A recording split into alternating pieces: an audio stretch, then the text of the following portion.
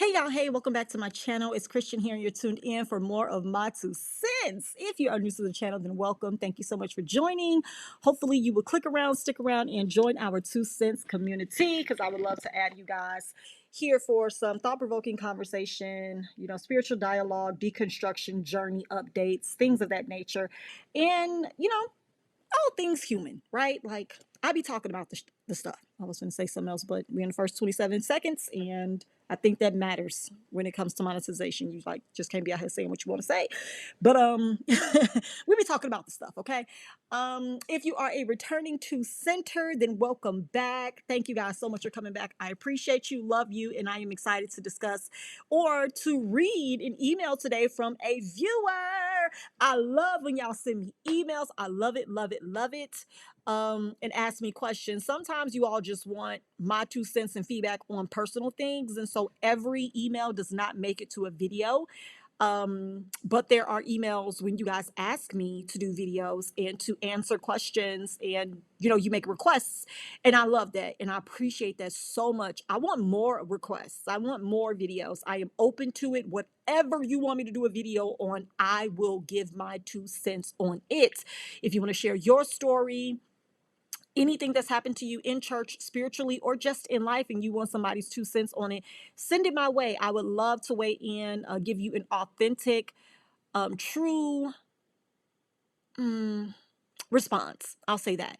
I'll give you my response and my 2 cents about it, not really trying to like guide people or tell people what to do with their lives, or what they shouldn't do with their lives, but just giving like some unbiased feedback. Someone who doesn't care if people go to church, doesn't care if people don't go to church.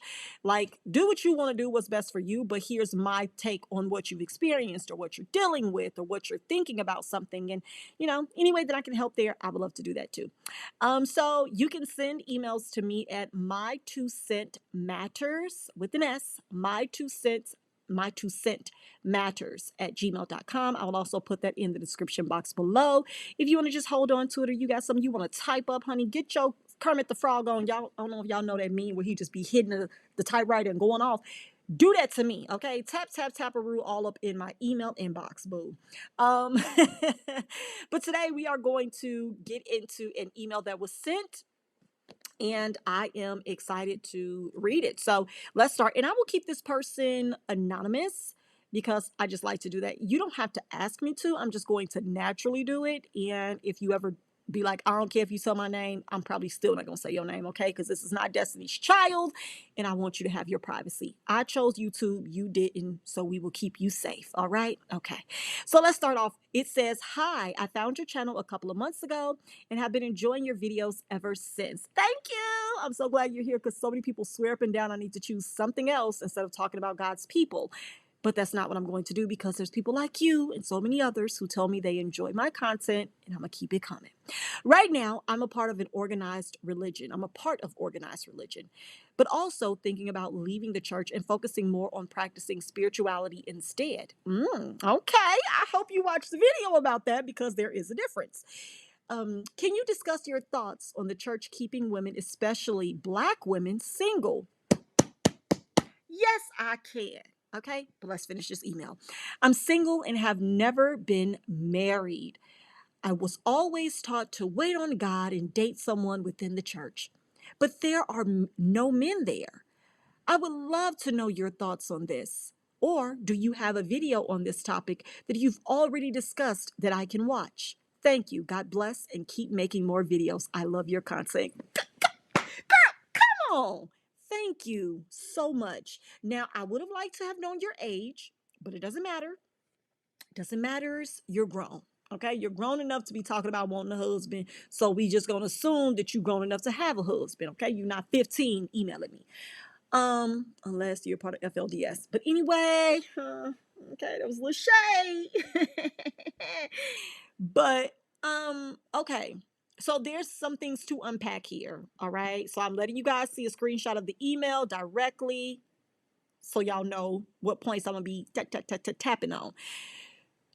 So as I stated earlier in the video, in response to the sentence about you're a part of organized religion, but you're thinking about leaving the church and focusing more on practicing spirituality instead. I did do a video on that. I don't know if it was last month or the month before, because months are all rolling together for me right now. I'm just living day by day. Okay.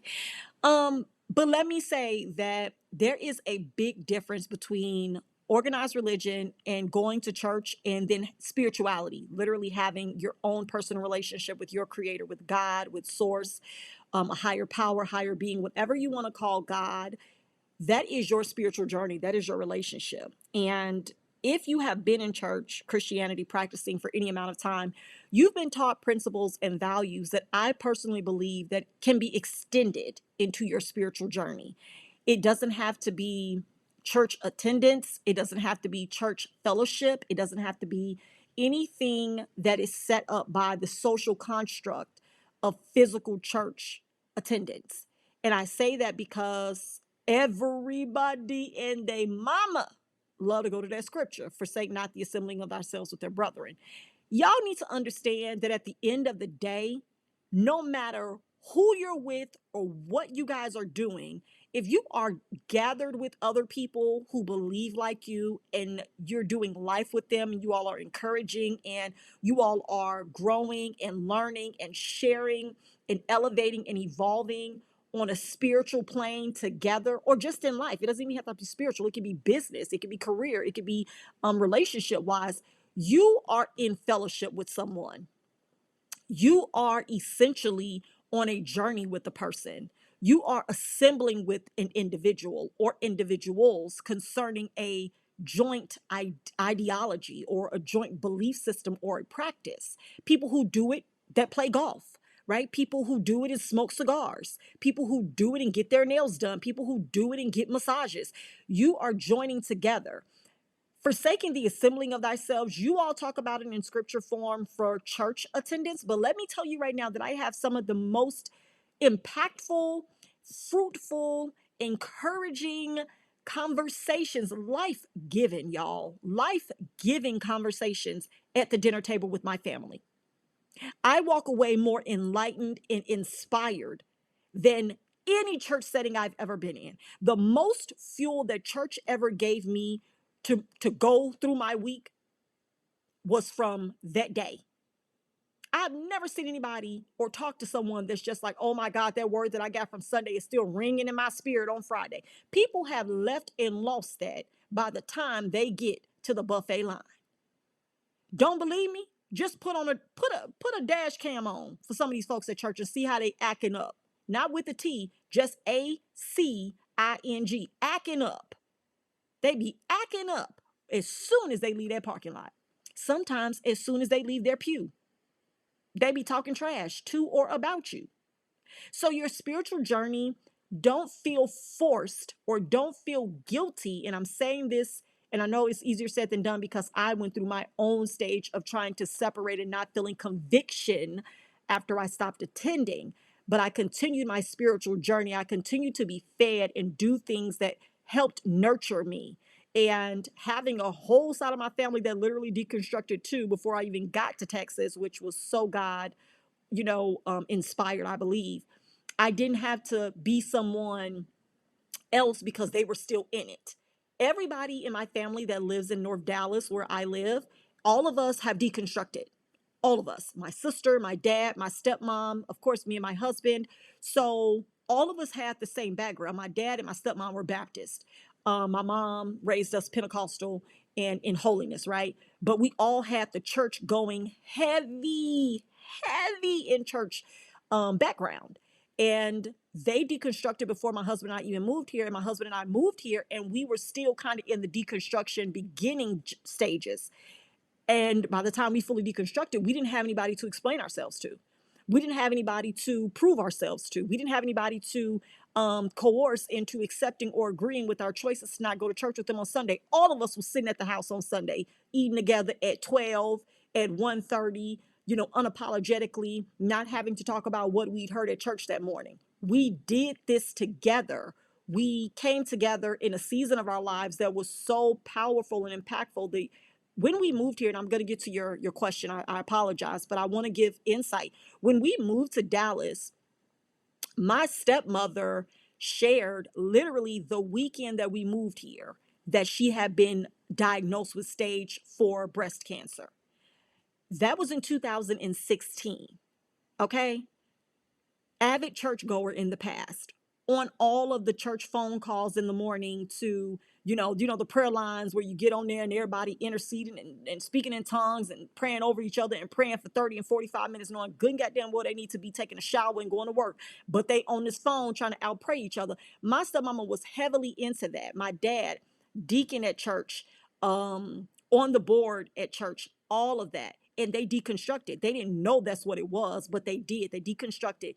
And when we moved here, it was almost like God knew, we knew it was time for us to come there, but it was perfect alignment for us to connect and for our faith to be bound together and for us to be there for her through this next journey of life that could have led to her no longer being here.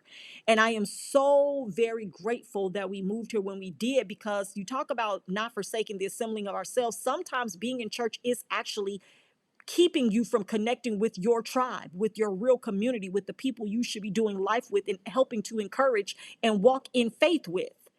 Because you're doing it with people who you don't like, who you don't trust, who you don't talk to, who you don't enjoy being around, when you could be outside of those four walls doing life and encouraging and evolving with people who are for you and you can be for too.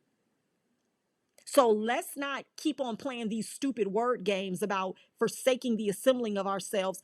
I don't want to assemble with some of y'all. Some of y'all don't have good energy. Some of y'all don't have good vibes. Some of y'all are not positive. Some of y'all are not forward thinking. Some of you all are not progressive. Some of you all are not respectful. You all are not kind. You are not pleasing to be around. Your mind is trash.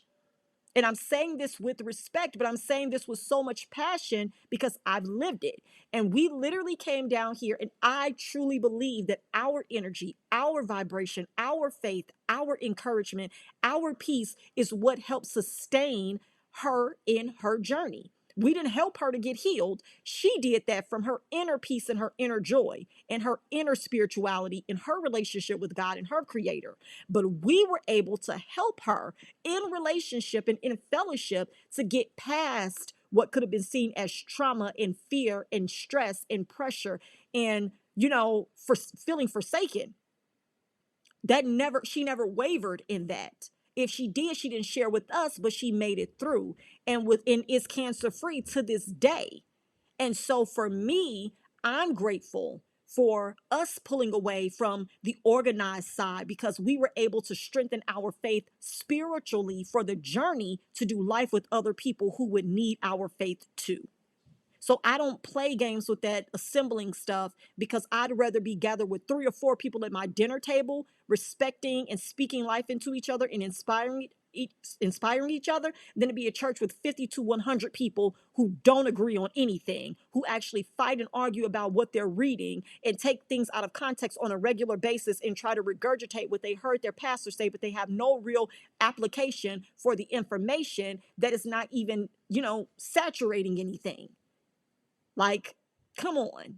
So that's my spiel. Girl, go ahead, stay at the crib and increase your spiritual journey. Find you a community of people that you can do life with. And that is your fellowship. That is your relationship. That is your pouring into yourself more than you're pouring out of yourself for someone else on a performative level at church. All right. Now, can you discuss your thoughts? That's a video in and of itself. Can you discuss your thoughts on the church keeping women, especially Black women, single?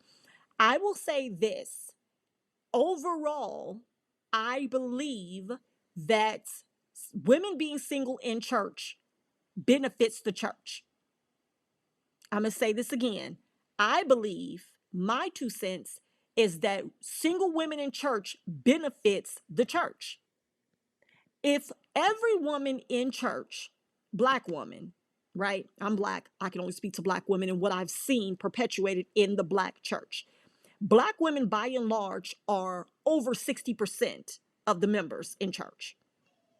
They are the ones who are active. They are the ones who give their money. They're the ones who push their children to go. Think about your grandma. Think about your auntie that you stayed with, even if your parents didn't go to church. But when you stayed with your grandma, your auntie, or someone else that was a woman, they would make sure you went. Right? They were the voice of spirituality or the voice of religion in your life. Like I had a praying grandmother. We've all heard that. right? We had somebody interceding for us or praying on our behalf or pushing us to go. Or if our parents didn't go, we went on certain holidays, right? Mother's Day, Easter, Christmas. Those were has been the cornerstone in so many of our families in our lives. Where men wasn't, church was. Where a man lacked presence, God was always there as the head of the household. Even if there was no man in the household, God became him. God became him to our mother and our grandmother and our aunt. Even if a man was in the household, God was still the head. It wasn't being led by your man. It wasn't being covered by your man. It was God. And if God wasn't physically, as we know, cannot be physically, as God is a spirit, you then look to the source and the vessel that is used by God, which is who, class? Your pastor. Which is who, class? Your bishop. Which is who, class? Your reverend. And just like people, Black people specifically, we like to talk about generational curses. Y'all have cursed generations with affiliation with your pastors. You all have cursed your family with generations of obsession with your pastors. Y'all ain't saying nothing up in here. Come on now. You all have cursed your family, the women, with prioritizing connection, communication, and loyalty with men who are not the head of their families. So when you ask, what are my thoughts about the church keeping women single? It works because for generations, women, single women, have seen other women in their family put their pastor above their own covering or their own need for a covering in their personal lives. And it is out of order. One pastor at this point in the United States, especially in Black churches, has at least 50 to 100 women. And it may not be because they're in a polyamorous relationship.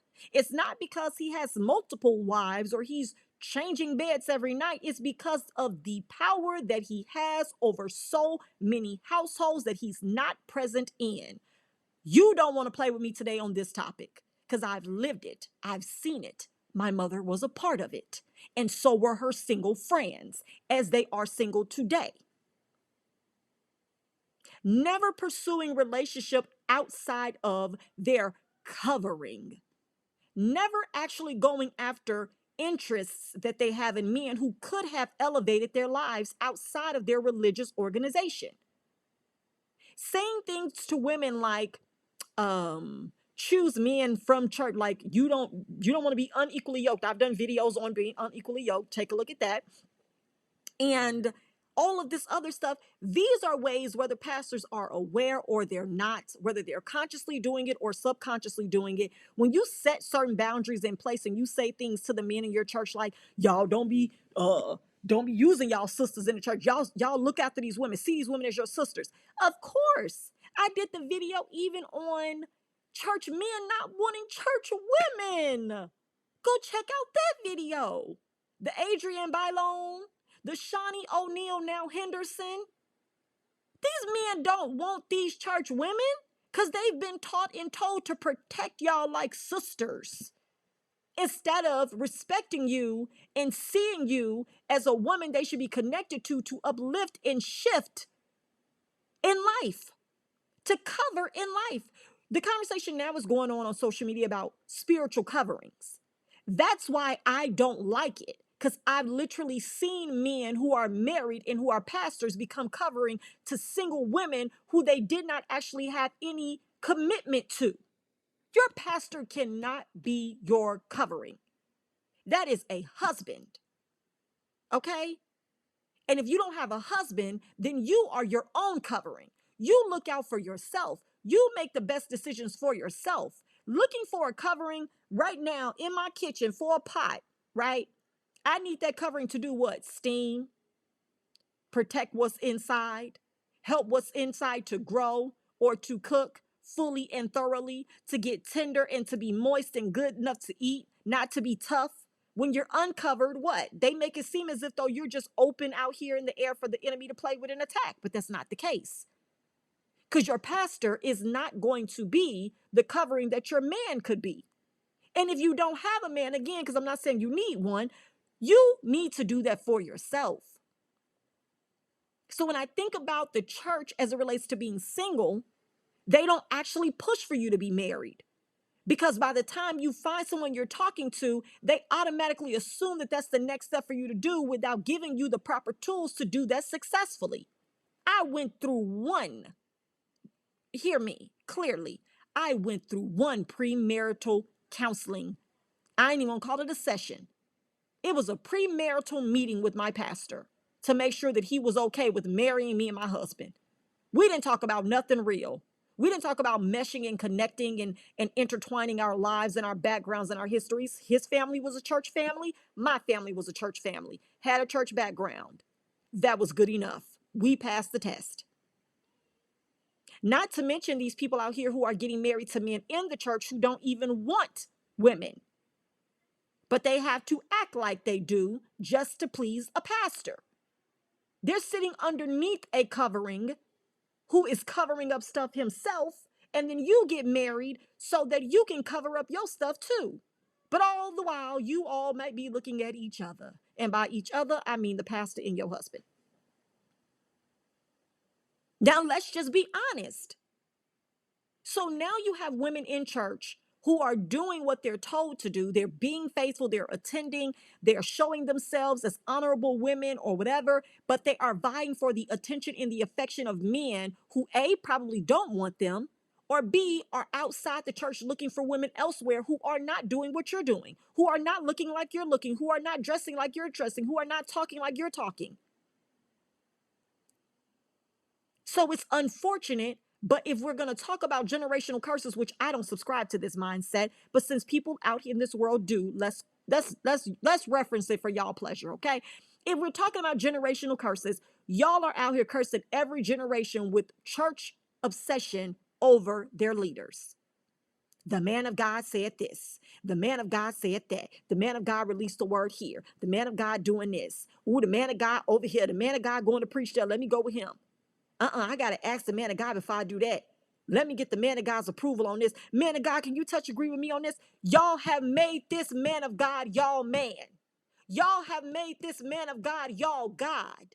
And you wondering why you single because you looking for your man of God in a man that ain't at church with you.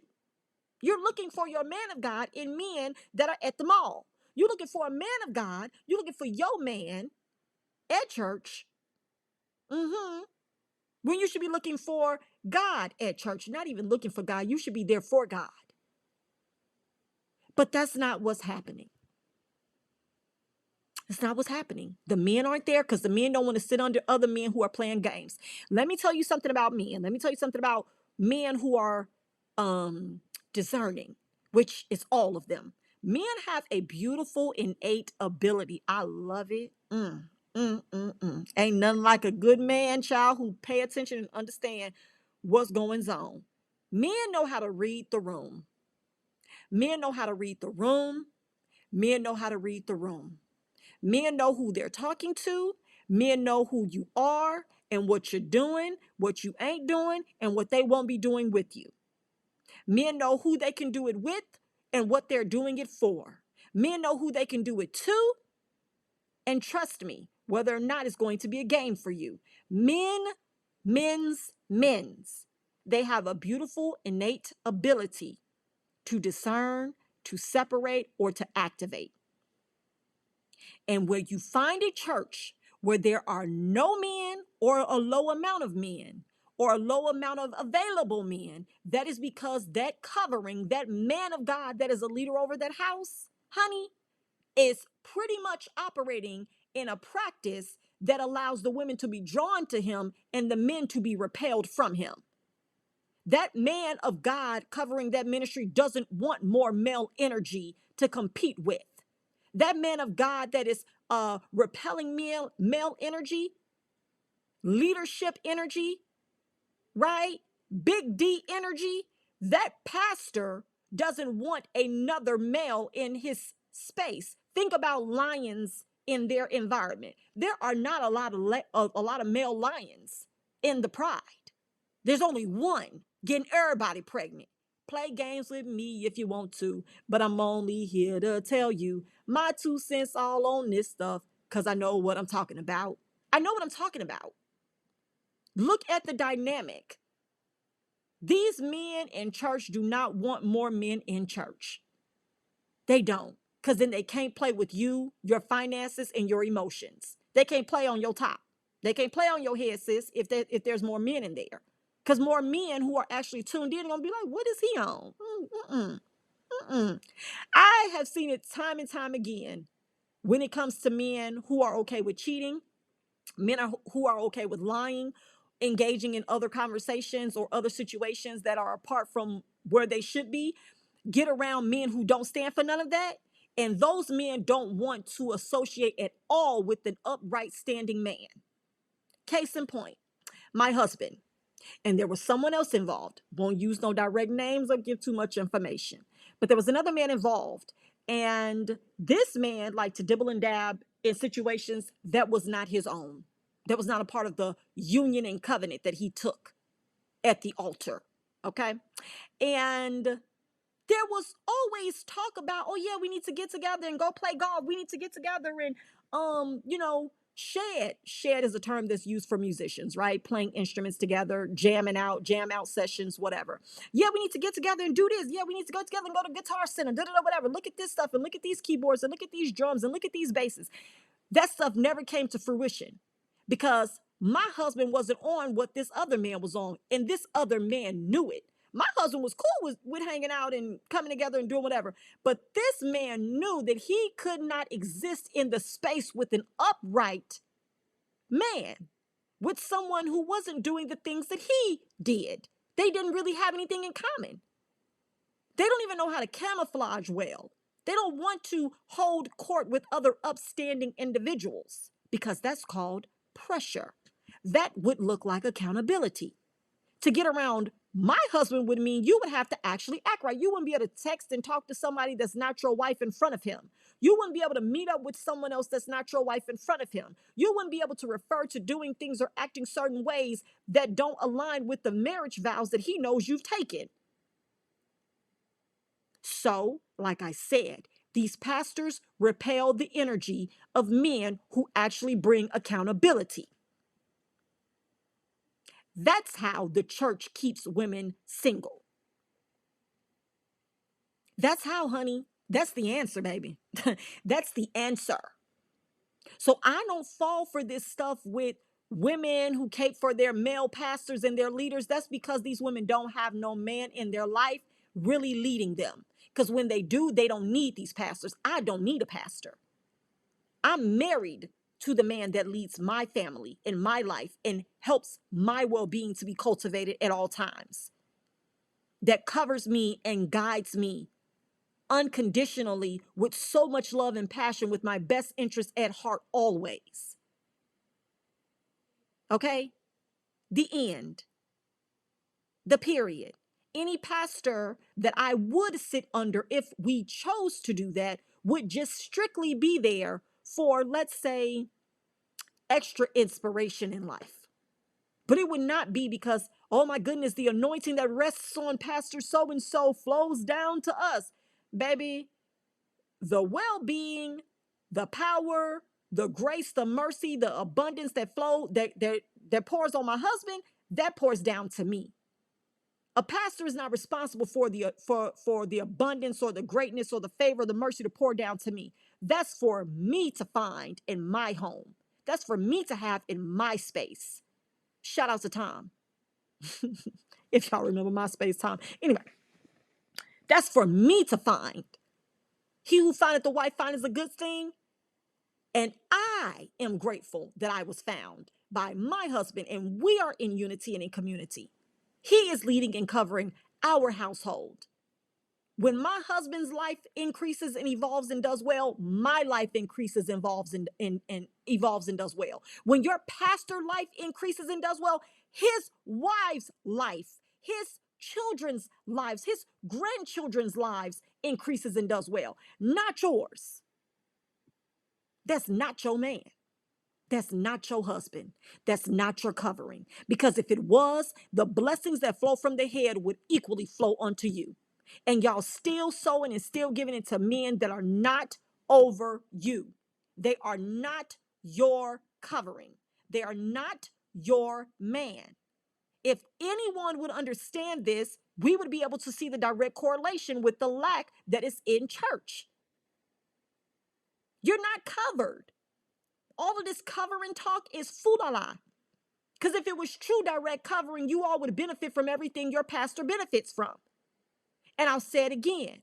These men of God repel any man that comes into their space that would bring accountability, that would bring true covering.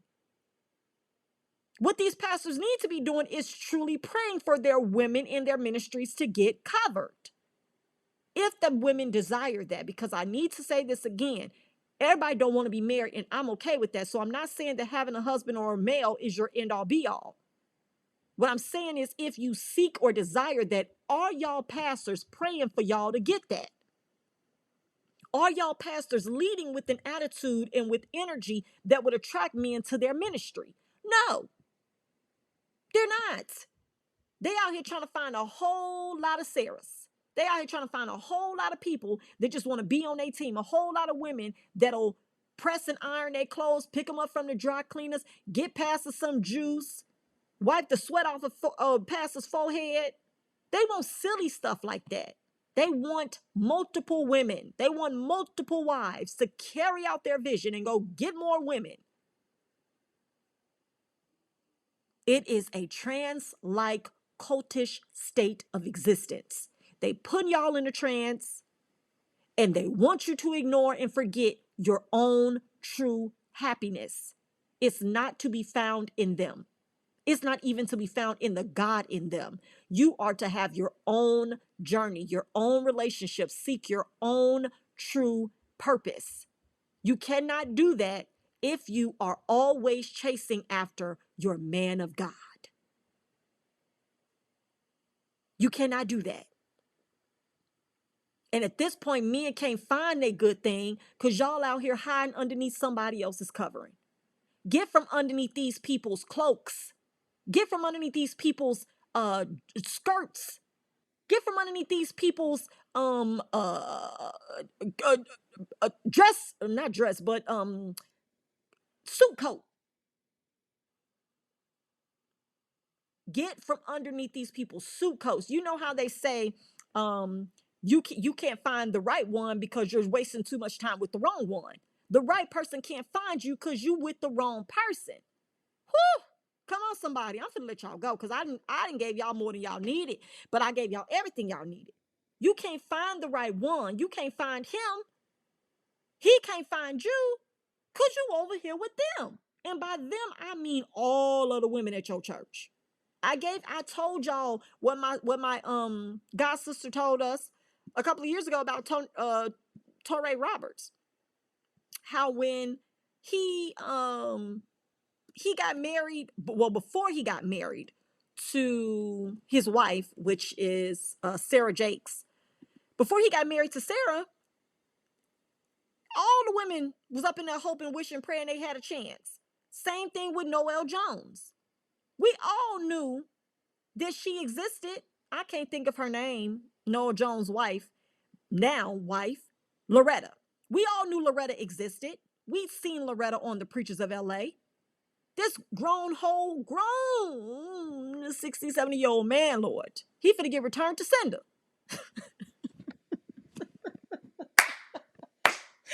Oh my God. He about ready to get returned to sender, honey. And he waited to the last days to make this woman his wife because it is more appealing to have women who are willing to follow you because they think that you are their man. Not the man of God, but you are their man. And they are giving you the honor that they could be giving to the actual man that is meant to be the covering in their lives. When Sarah came around, when Torrey married Sarah, Oh, things shifted in the ministry. I ain't saying the women's left, but some of them did.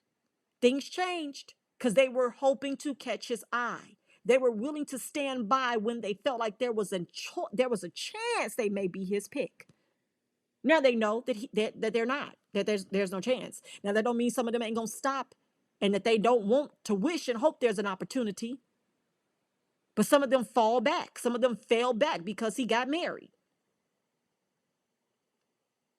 Y'all need to be ready for the adult conversations. Y'all need to be ready for the adult conversations, for the real conversations, and for the eye-opening revelations that I am over here giving.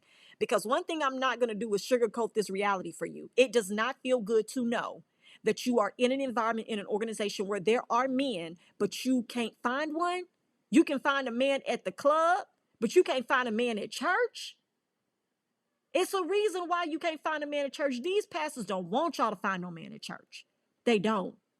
Because if you do, more than likely he's going to pull you away from the foolery that you are sitting under. Men can detect and discern beyond what we could ever imagine, what we could ever notice, what we could ever call out. And men don't play that. They call it out directly for what it is. Oh, I don't fool with them pastors. I ain't going down there. Like, he ain't finna be telling me what to do and talking to me crazy and screaming at me and taking my money. Men literally pinpoint, boom, boom, boom, what they not finna put up with. And women will sit there and defend it to the death.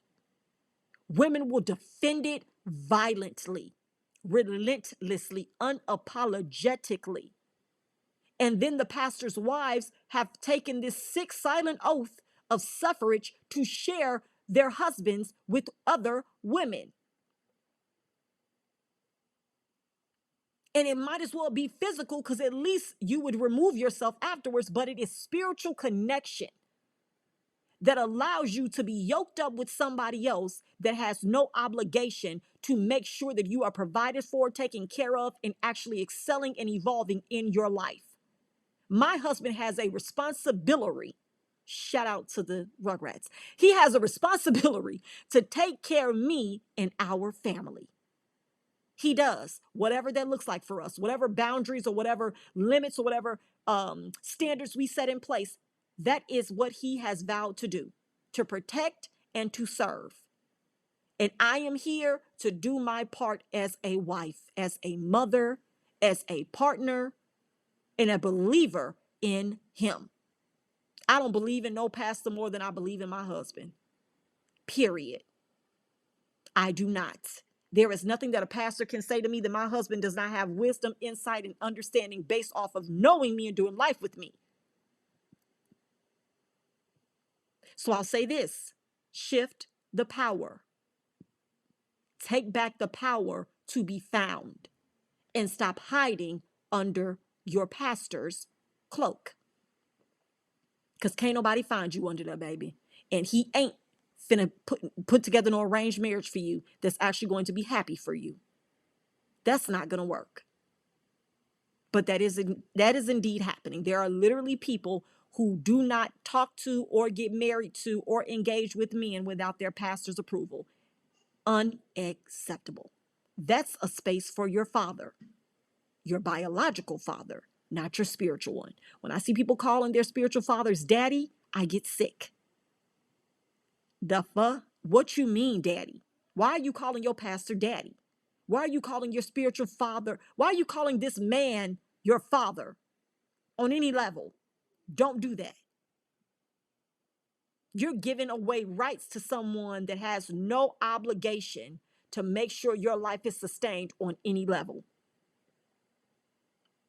He only is obligated and has taken covenant and vows to cover his family. Church is essentially a career choice for him. It is not a rite of passage for you to have access to any of the benefits of his career choice. Your boss is not obligated to make sure that you spend your check a certain way, that you live in a certain house, that you drive a certain car, you eat at certain places, or get certain groceries. They are only obligated to make sure that the environment that you work in is stable and safe. so that you can be productive for them. Whoo, that's a word, that's a word, that's a word. As is with your pastor. They make sure that you have somewhere to worship, you got somewhere to give, tithe, fellowship. That's it. They are not responsible for nothing else you do outside of their church. They make sure the environment is conducive for their benefit so that you're productive for their benefit. Go recruit more people so that I can get more money, so I can save more souls. That's their focus, to drive revenue, increase attendance, and you help them be productive in that way. As with your boss, go out here, if you're a part of the sales team, get more people to buy more products, sign up, do whatever. Thank you. Here's your check. The only thing in church, you don't get no check. You don't get nothing back. You get the blessings of the Lord, which maketh rich and add no sorrow. But a lot of people are sad. Okay, this has been great, and I ain't had no notes. Straight off the dome and off the cuff. I just want y'all to think about these things that I have shared and that I said, because I have to tell you again, I've lived it. I've seen it. I've watched it. I've watched great women who I know would have made great wives, who were once wives and maybe got divorced or became widows, and they wanted companionship and they sought that, but they not sought it, they desired it, but they never actually made themselves available to that, to be found, because they were under their pastor as their man. They saw their pastor as their God. They became connected with him spiritually, and there was no covenant, there was no vow made to make sure that you have what you need forever. If you're not going to get married, I'm going to take you on as my responsibility. That doesn't happen, and it shouldn't happen. But my point is, there are so many women sitting in church uncovered, and they're subjected to whatever their pastor subjects them to. And they start to feel abandoned. They start to feel lonely. You wouldn't have to feel like that if you hadn't made this man your man. If you had made her man your man. He don't have an obligation to come by and see about you. Pastor didn't call me. Pastor didn't respond to my text when I told him this. He don't have to. He's not your man. You can talk to him when you get to church. But you start putting the expectations on him. That's literally redirecting all of your energy that you could be setting up expectations for the true man that is meant for you. You have now shifted all of that focus and attention to this man who's never going to be yours, making it difficult for the right man, the real man, not the right man, but for the real man that you're meant to be connected to. It makes it hard for him to find you, because you done went over here and buried yourself in this person's being, and it's not the right covering. It's not the right relationship. The intention is inappropriate. The values and the views are wrong. Shift the power. Shift the power. So you may have to do some different things, get in a different environment. Religious organizations are not the only way that you can find someone or be attached to someone. You're going to find yourself fighting or competing with so many other women for one man's attention, because the musicians that are in church usually play hella games because they know they have access to all of these women. Like I said, the pastors, sometimes they're loyal to their wives, sometimes they're not. They'll find one or two women that they can fool around with. Sometimes young adults, sometimes young girls prey on them with their access to these girls. You're open. It's open game. It's open season out here in these churches. And I'm just being honest. And it's open season in the world too. Like, I don't want to make it seem like it's just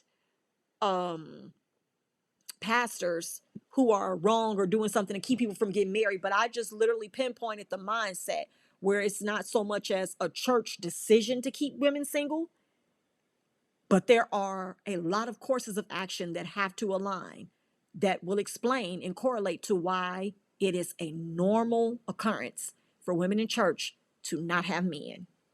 And the men they do have don't want anything to do with church, which still allow the men to be disconnected and never call out or sound the alarm on the bull crap that may be spewed or perpetuated over the stage to these women. If my husband call out a man or notice something in a man, I listen.